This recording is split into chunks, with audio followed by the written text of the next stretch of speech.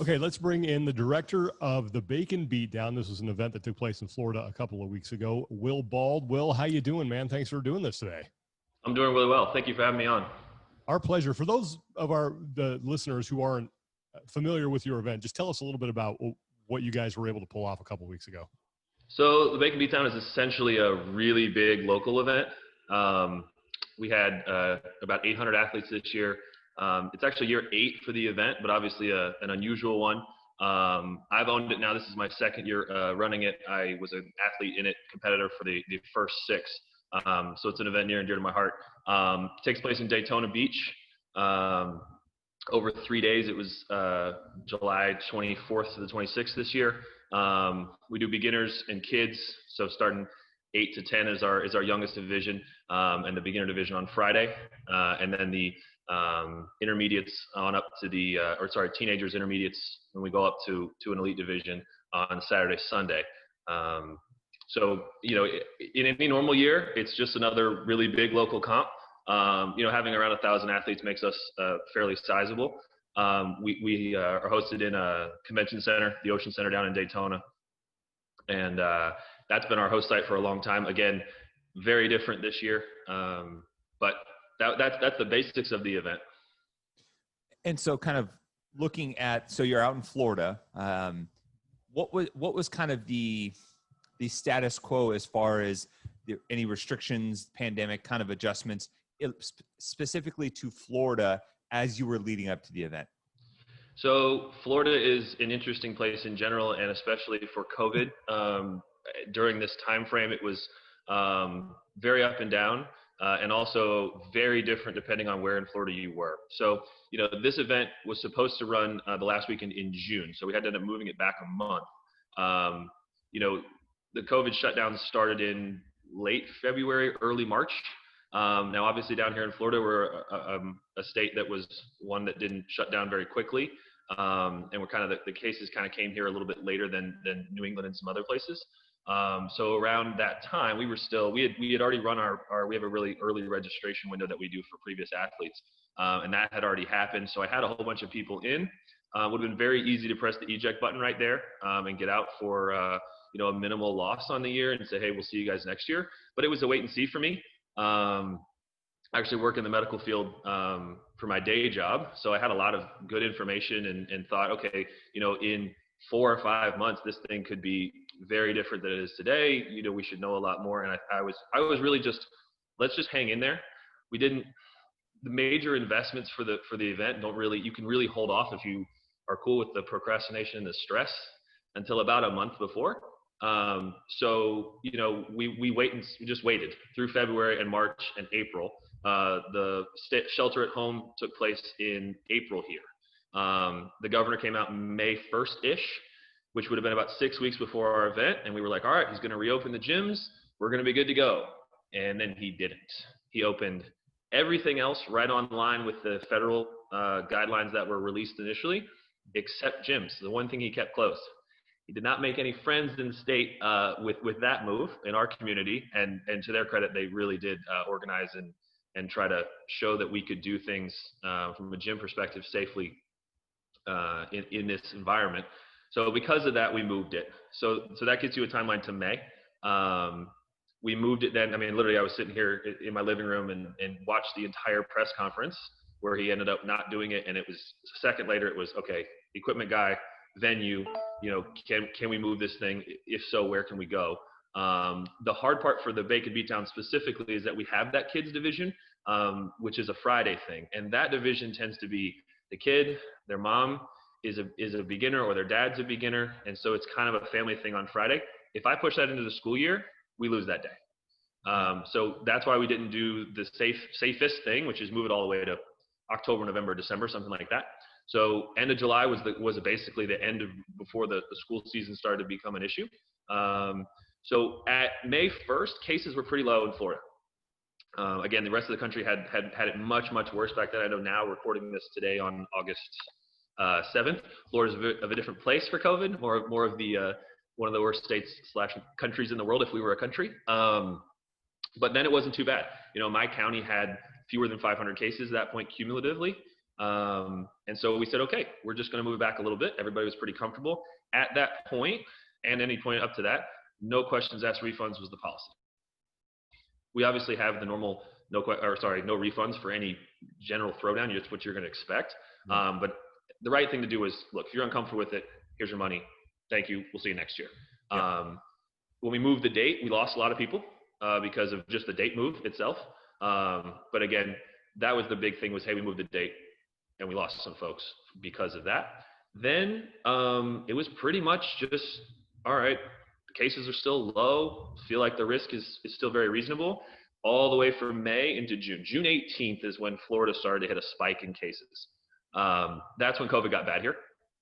And it's in Florida, it's always been the whole time. And obviously no offense to those folks down there, but the last three counties in the South, the Miami area, essentially, those three counties have been more than 50% of the cases in the state for the entire duration. So for the rest of the state, again, I worked in medical. We had still seen nobody that tested positive for COVID when they were getting ready for surgery or in my office. Nobody had temped, positive. So we kept it moving. On the 18th, that's when things got a little scary because then it started to be where Florida was getting 10,000 cases a day. At that point, though, we were already all in.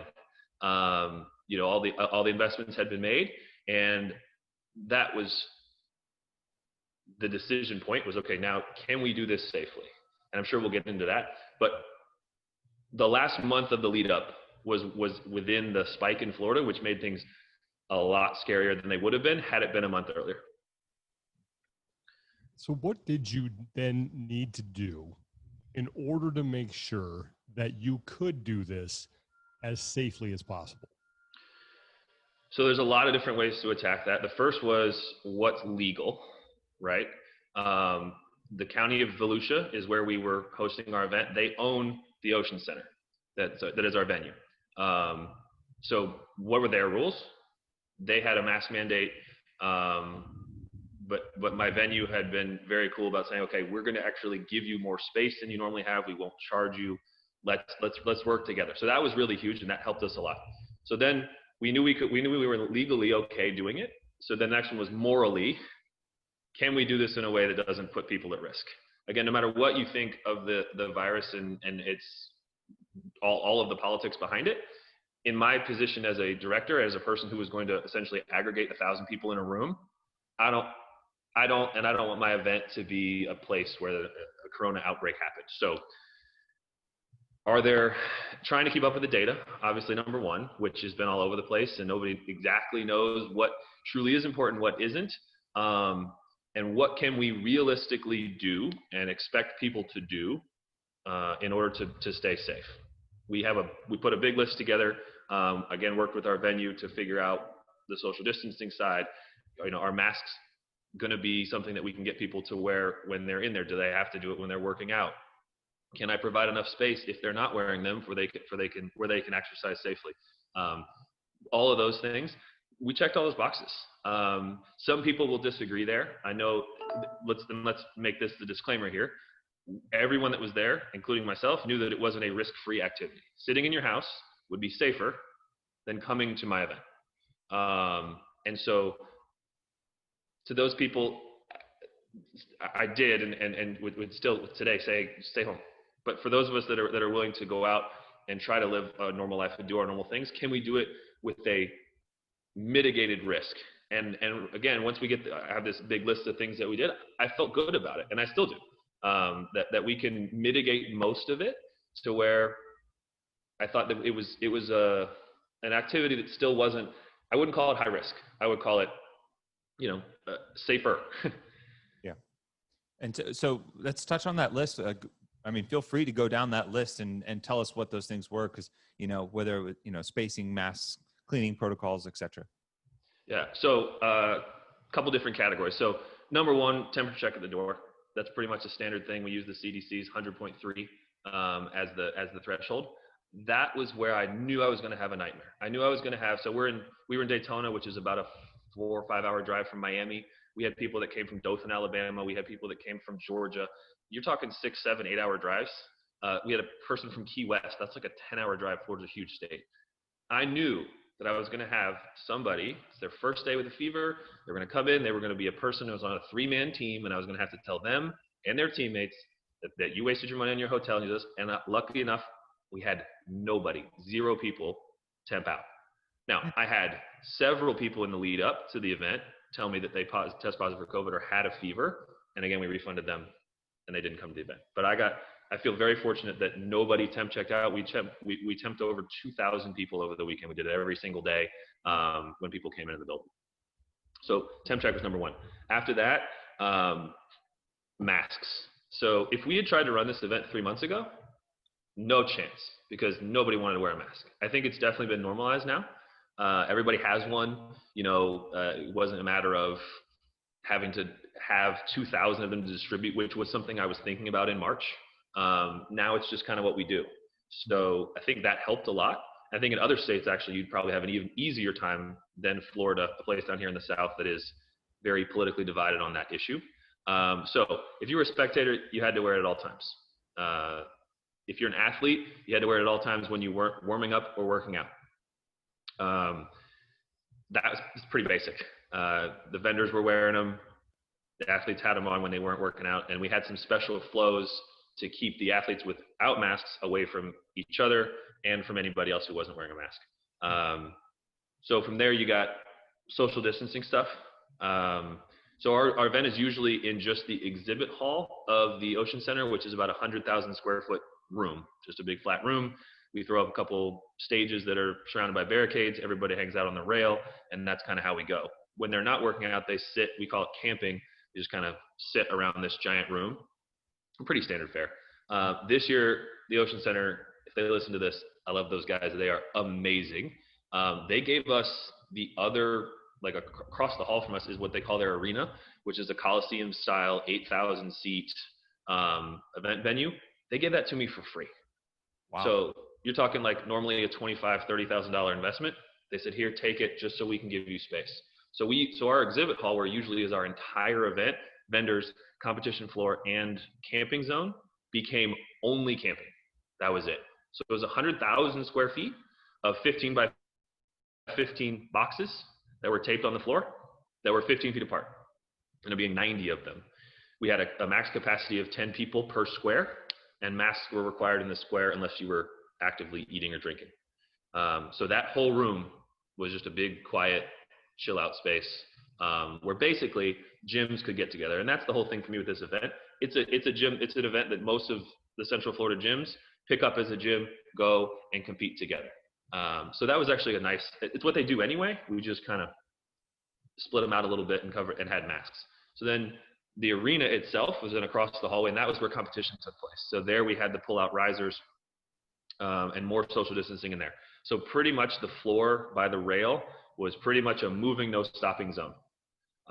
We had a green X every 6 feet on the rail so that a coach, a parent, some person could run an iPhone camera or talk to them before they did their event or whatever.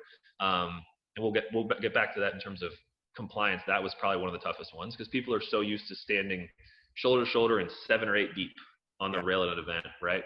So that one was pretty tough. Otherwise, there was pretty much no standing on the floor. Everybody else had to go up into the bleachers.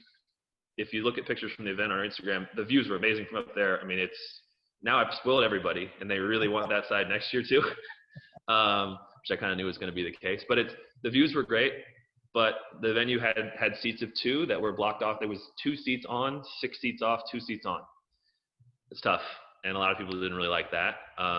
But it was the thing was it wasn't my rules, and that's safety. It was what the county deemed necessary to keep people apart. So we had lots of seating, but it was well spaced out. I think we had capacity for something close to 1,000 people before we even got into the upper bowls of the Coliseum. So that was the social distancing spacing in there. And then the vendors were in the concourse. So actually the vendors were in the hallway between the 2 sides, which normally is literally just a hallway we barely notice. But the nice thing is it's a big wide hallway and gave us so that we'd have a lot of room between them so that they could set their stuff up and people wouldn't be on top of each other or forming these, cramped little spaces. So that was good. So that's our full social distancing stuff. When combined with the masks, that's a pretty good start in terms of just breathing air-to-air communication of the disease. The one thing I did mention in the mass is that our judges all wore face shields. So we actually had Ford-made face shields. They're clear. The big thing there is if your judge has a mask on, it's loud in there. It's already tough to communicate with a judge when your heart rate's high. But if you can't see them and can't see their mouth moving, it's really hard. So the face shields end up being really clutch to where they could both be safe, not spit on you and not get spit on, and still communicate. So the last piece is sanitization. So this was a big one, and probably honestly the toughest one on our budget. Like, we're not running the CrossFit Games, so we've got cost considerations. We're a very, very, very small business. So number one was trying to figure out what we could reasonably clean, what needed to be clean. Again, lots of data out there on how that transmission actually happens via droplets or things left behind. And the problem is that politically everybody has a different understanding of that. So some people are like, well, they sweated on the floor. If I touch their sweat, I'm gonna get corona. The data doesn't support that. But for me as the director to go on the microphone and be like, look, sweat doesn't transmit corona is a silly thing for me to do. So really it was, okay, what can I do for the largest number of people to be comfortable? And then if they're still not, can I give them an option to make them comfortable? So to that end, I hired a janitor crew. So they're Janie King. It's a company down here in Florida. And they literally sent me 2 porters for the weekend. And they just, whatever I needed them to do, they go out and usually spray bottles, wipe stuff down real quick. The biggest thing was porous surfaces. So we had worms, and we had sandbags that were both that kind of clothy polyester, which is a concern more than I think like a metal barbell or something that's a much harder surface. So those, they would go out and spray. We'd have one of my equipment guys flip it over, spray the other side. Rope climbs, especially we're doing rope up downs the first day where their face is on the rope a lot. Spray the ropes a little bit, but more of a wipe on that so it didn't get wet.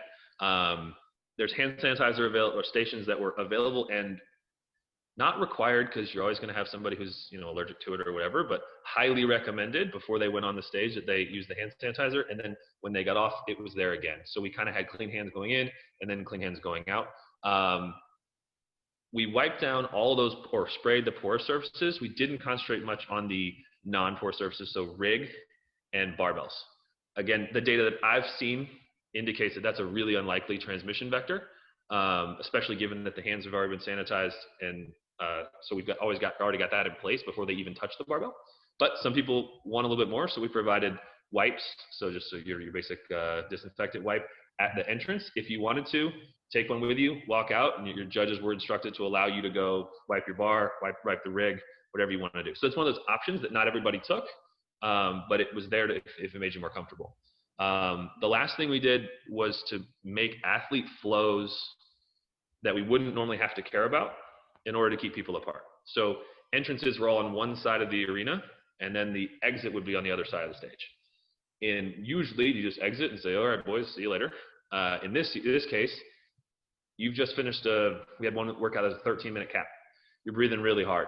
To expect you to put a mask on and go back into the Gen Pop is really asking too much. So we built a little athlete cool down area in the back corner, isolated from everybody else, surrounded with pipe and drape. So it's kind of, so they can just lay down on the floor and they're back there by themselves. Plenty of room in there for them to space out, and they could just stay in there as long as they needed to until their heart rate came down, put your mask on, rejoin everybody. And again, more hand sanitizer down there. So that's the big list of things. And the whole thing is you can't control for every variable. I was trying to get everything I could, especially the big broad strokes, and then as many of the little things as we could get done. I'm curious about the spectators and people coming and going. And it sounds like you guys had a pretty good system there, but you just said it, you can't account for everything and no system is perfect. How did you police the masks and the social distancing to make sure that for the most part, people were adhering to those rules? So coming and going was the first thing you said. One door. You had to do it. You had to we created a bottleneck. I went to school specifically to learn how to avoid bottlenecks in business, and we built them this year. There was one entrance to that exhibit hall. There was one exit. There was one entrance to the arena and one exit. And then for the whole building, we only allowed use of one set of doors. That was so that when you walked in, I don't care if you have a band on or not, my person's going to beep you. So that was how we did that. Social distancing with the spectators. This was the hardest part. People ask me how the event was. I said it ran incredibly well, but it was no fun. And I do this as a passion project. I love doing it. But this portion I'm about to discuss completely sucked the life out of it for me.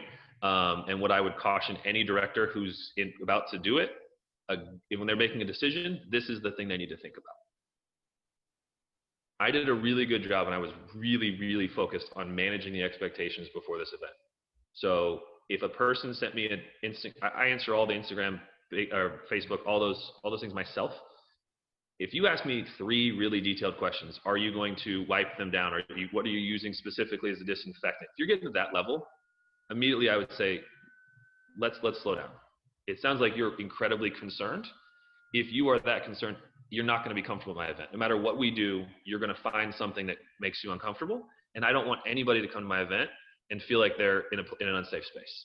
So I got a lot of people who were very concerned to just not come. So what I didn't think about was that would leave the remaining participants as people who really aren't scared.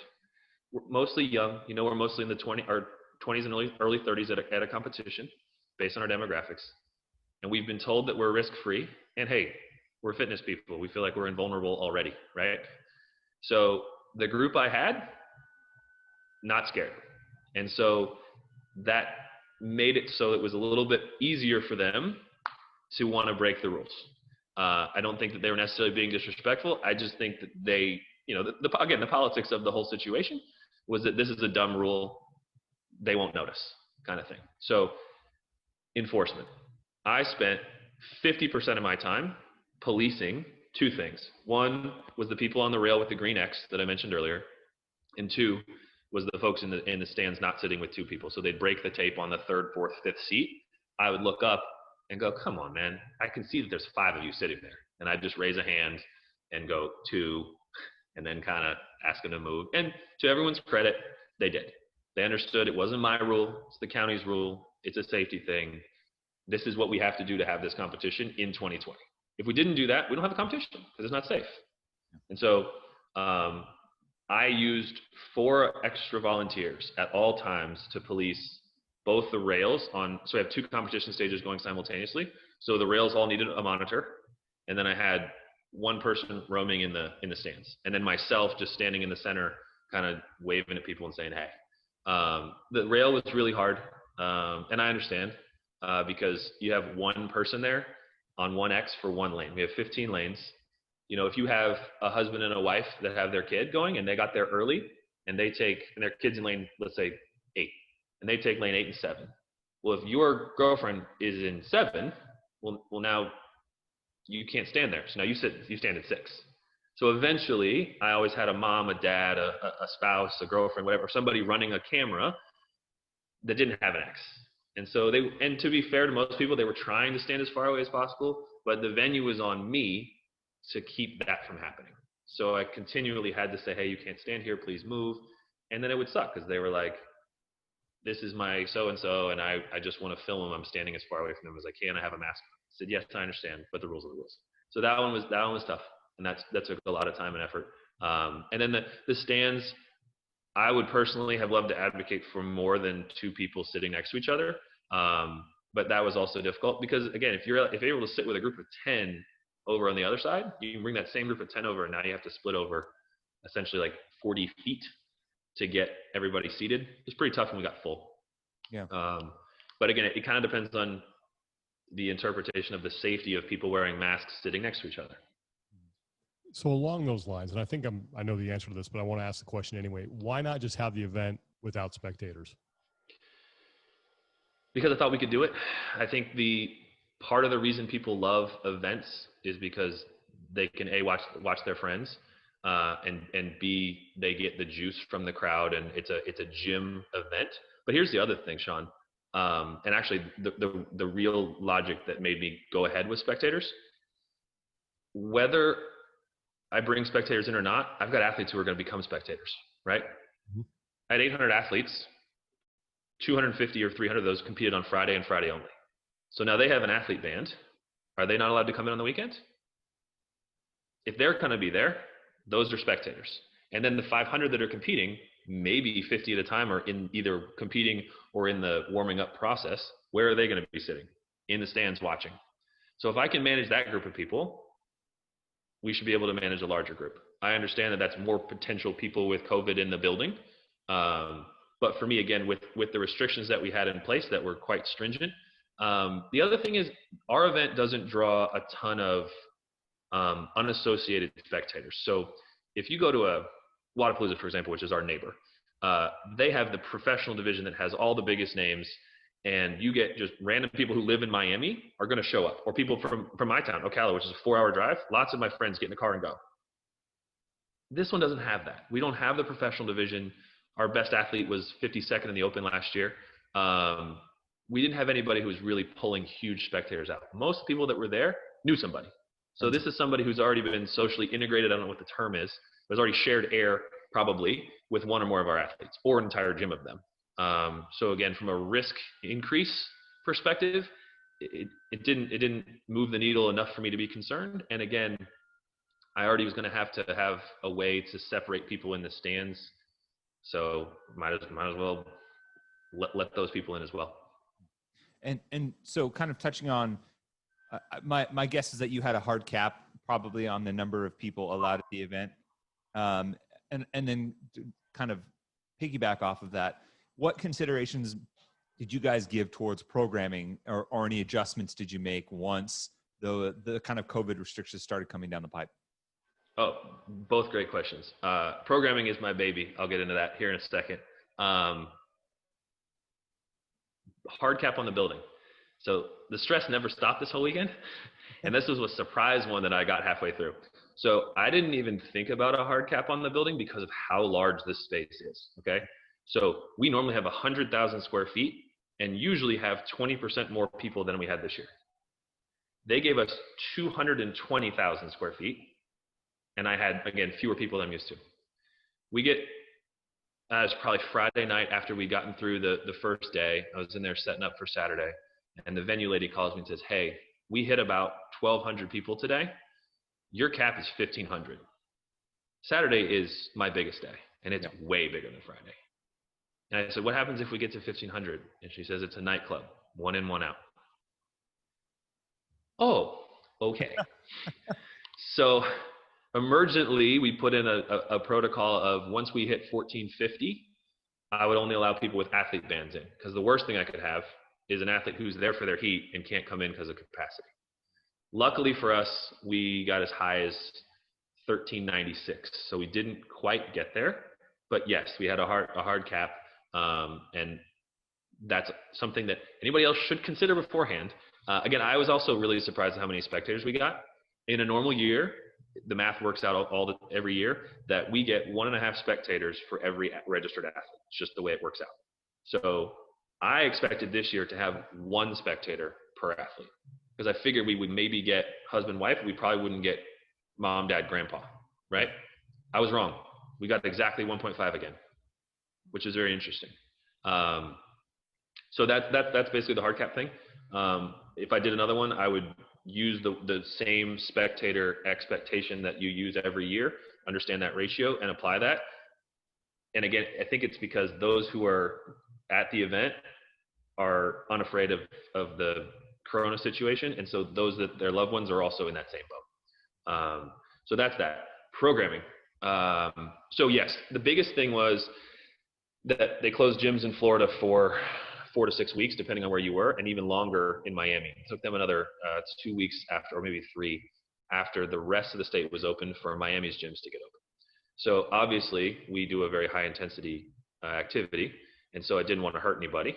So the normal programming had to kind of go out the window. First thing that went out was a 1 rep max, right? That's some people's favorite part of the event every year, every event they go to. It just wouldn't have been safe or prudent to make anybody push to a 1 rep with maybe 6 weeks of training. So that was quickly right out the window. The problem with that is that I'm a huge balance guy. I want to test as many groups as I can, but I want to do it in balance. I don't want it to be a weightlifting competition. I don't want it to be a cardio fest, and I also don't want it to be a gymnastics meet. So once I threw out that piece, it informed the rest of my programming. So immediately the programming got a little heavier across the board in terms of working weights. Obviously we didn't get crazy because again, we're still trying not to hurt anybody. Got a little bit shorter. And in general, especially on the lower tiers. So we have beginner, we have intermediate, we have RX, and we have elite. RX is your basic girl WOD type weights and movements. Below that, those people, I've moved down just a little bit in terms of weight and complexity and rep scheme. So, I didn't want to take the bar muscle ups out, but instead of programming a set of 12, we'll do 9. Mm-hmm.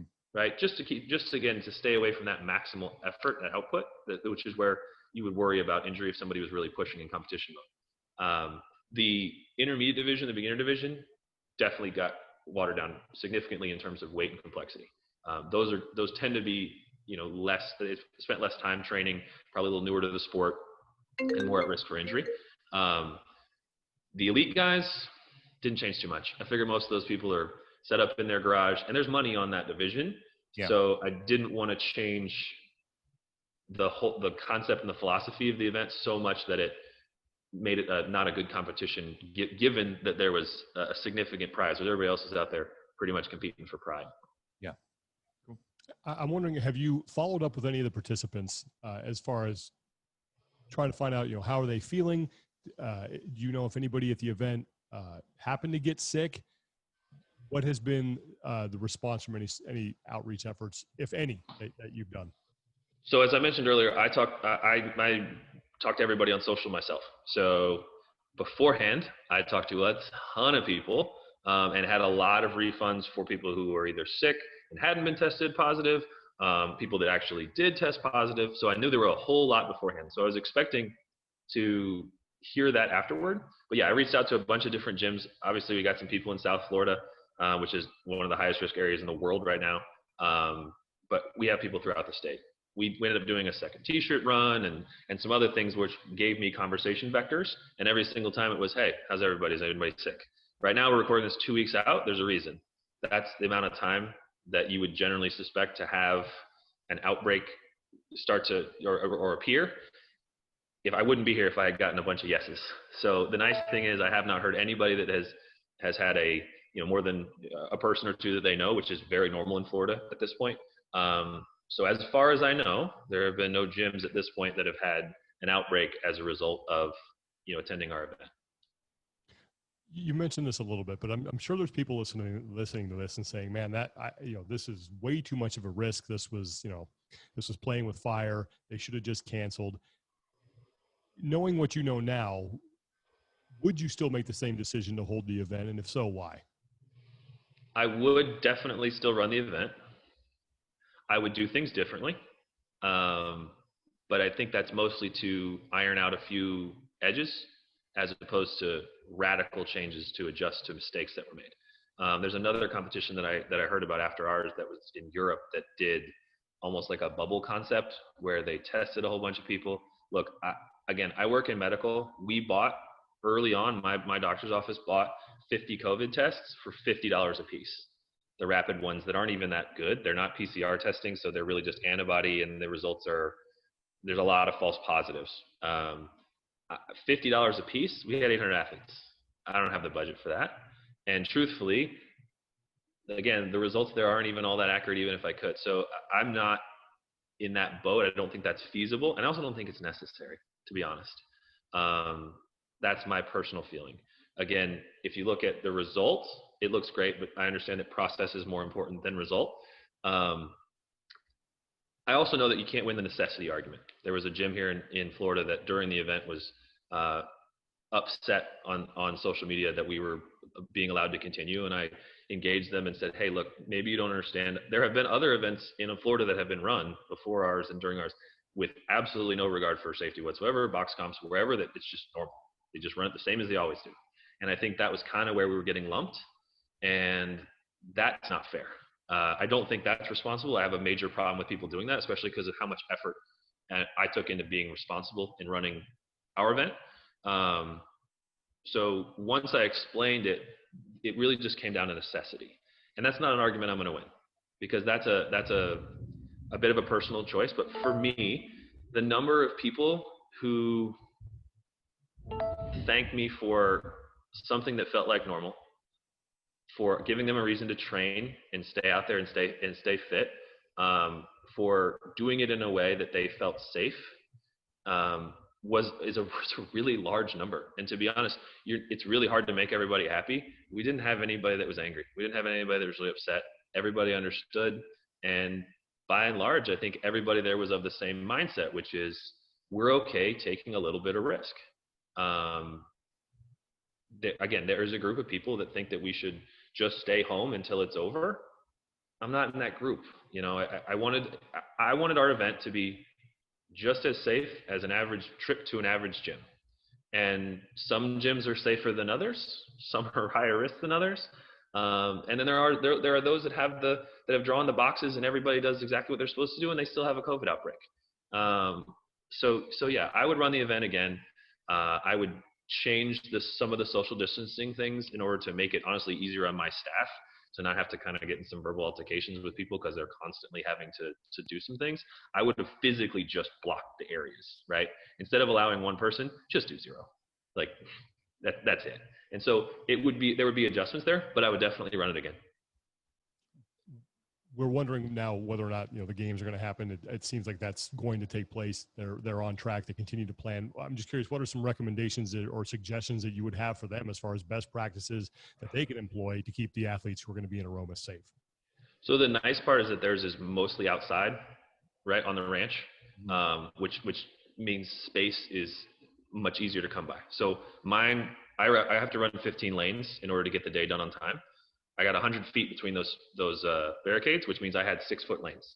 Luckily, that's the recommended distance, and that keeps people right where they need to be.